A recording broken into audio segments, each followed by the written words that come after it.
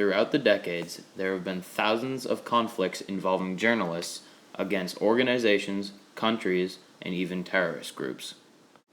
Colombia stuck out like a sore thumb to us. So many problems based on drug gangs and the government have arisen in the past decades. Most of the deaths of the journalists have been because of the Colombian government. Therefore, they cannot convict their own people. For example, in the past 10 years, 370 journalists have been killed in Colombia. Out of all the 370 cases, roughly 330, or 90% of them, go without any convictions. The Colombian government is very dangerous towards opposing journalists such as Luis Carlos Peralta Quilar. The Colombian government is very oppressive of their people. Colombia is considered to be a republic. They use this title to help them oppress their people even more. The people of Colombia elect a president. The title, president, makes Colombia seem like a generally liberal and democratic country. It is in some ways democratic and liberal, such as electing representatives, but most aspects of the Colombian government do not involve the people and their choices. The president, Juan Manuel Santos, uses his power unjustly. For example, he uses the Colombian army for whatever purpose he wants. He uses it to enforce any rule or decree he pleases. This oppression has been going on for years. Eventually, things got so bad that an inspector general was placed in the position to oversee the legislative branch of the government so people's natural rights as citizens would not be abused or taken away. The Colombian government should not be considered a republic if that is how it is going to run. The oppression of the citizens is completely wrong and not justifiable at all. Governments should be able to run without such abuse of their power. Take the United States, for example. It is absolutely considered democratic because the decisions are based solely on the people, and also the army is not used to enforce laws or the president's orders. Luis Carlos Peralta Quilar owned a radio station called the Linda Stereo radio station. Linda Stereo was no ordinary channel. His channel consisted of mostly criticism of the government or organizations that were oppressive.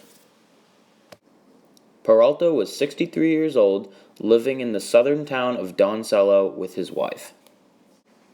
Peralta was interrupted at his house by two gunmen who broke into his house.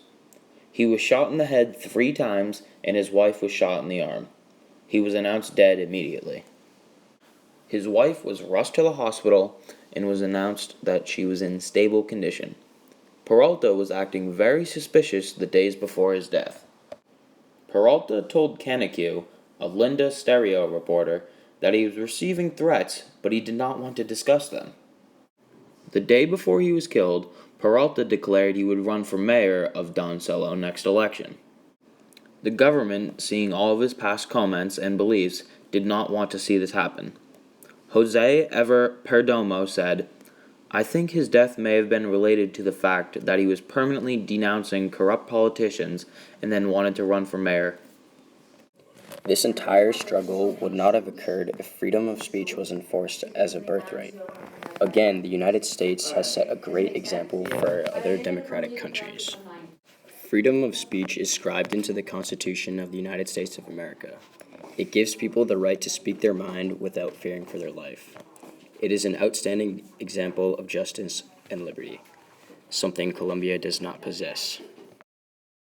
If he did speak up about what happened in his town, he would also have to fear for his life. The government would view him as a threat.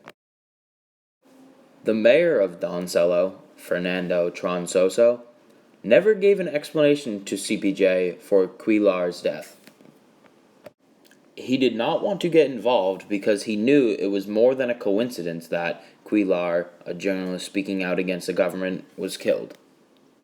The Committee to Protect Journalists was created when the hardships that freelance journalists encountered became too common.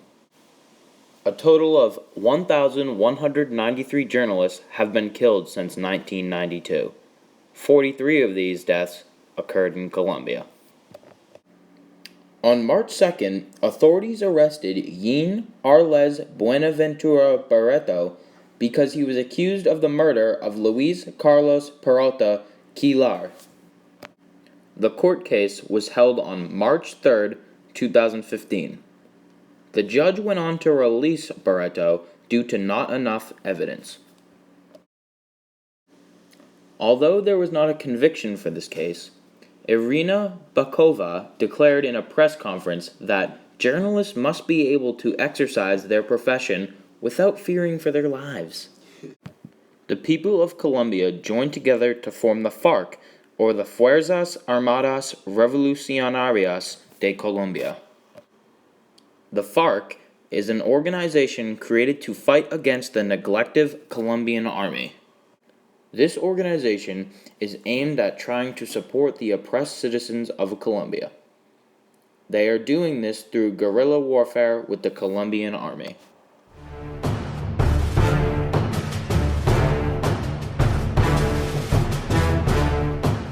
In an effort to end 5 decades of fighting, Colombian President Juan Manuel Santos and Rodrigo Londoño Echeverri, leader of the Revolutionary Armed Forces of Colombia, agreed to a landmark transitional justice deal in September, set to pave the way for a definitive peace pact. The FARC emerged in 1964 in response to decades of government neglect and oppression of the country's landless peasants. Former Colombian President Andrés Pastrana met in the late 90s with the head and founder of the FARC, Manuel Marulanda Vélez, to try and end the armed uprising, but those talks failed. Over the years, the FARC has resorted to various methods to found its movement, including kidnapping for ransom. French journalist Roméo Langlois and former Colombian presidential candidate Ingrid Betancourt were among its most high-profile kidnap victims. The rebels' comeback tactics have included not conventional weapons, such as homemade bombs. According to the Colombia's National Center for Historical Memory, a government agency, armed conflict in Colombia from 1958 to 2012 has claimed some 218,094 lives. 19% of the victims were combatants and 81% civilians. The peace talks between the Colombian government and the FARC are being hosted by Habana, Cuba, with support from the United Nations and the Red Cross, as well as other countries including Norway and Venezuela.